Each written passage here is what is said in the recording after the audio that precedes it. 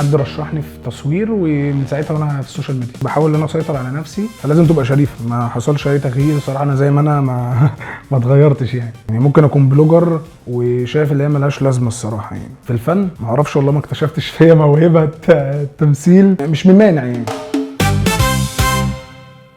ممكن تعرفنا بنفسك والمحتوى اللي بتقدمه؟ انا محمد مارو، فيديو كرياتور وفاشن بلوجر. ازاي دخلت عالم السوشيال ميديا؟ كنت داخل عن طريق الفاشن، حد رشحني في تصوير، ومن ساعتها وانا في السوشيال ميديا عشان كنت بحب الصور برضو كده. هل حصل تغيير في شخصيتك لما دخلت السوشيال ميديا؟ لا خالص، ما حصلش اي تغيير صراحه، انا زي ما انا ما اتغيرتش يعني. ازاي بتتعامل مع التعليقات السلبيه؟ شايف الصراحه ان اي تعليقات سلبيه الواحد ما يردش عليها، وكده بيبقى احسن، لان انا لو شغلت تفكيري بالتعليقات السلبيه احس ان في حاجه غلط، فما الاحسن ان انا ما اردش. ازاي بتتعامل مع الضغوطات والتوتر في شغلك كبلوجر؟ اوقات الصراحه يعني ببقى دماغي، انا من النوع اللي بفكر شويه، بس بحاول ان انا اسيطر على نفسي وافصل ما بين الشغل وما بين الضغوطات. حتى لو ضغوطات في الشغل اللي هو بحاول ان انا افصل خالص عشان اعرف اشتغل يعني. ازاي بتتعامل مع المنافسه في شغلك، وهل المنافسه شريفه؟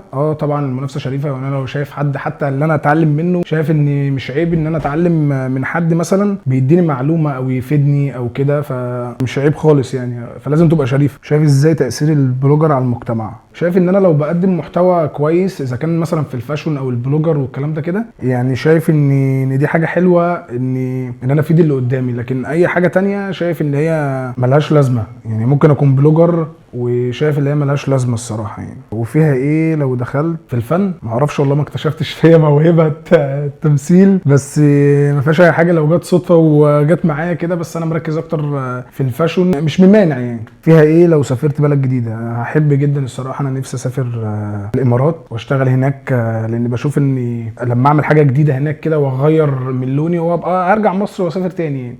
بس كده.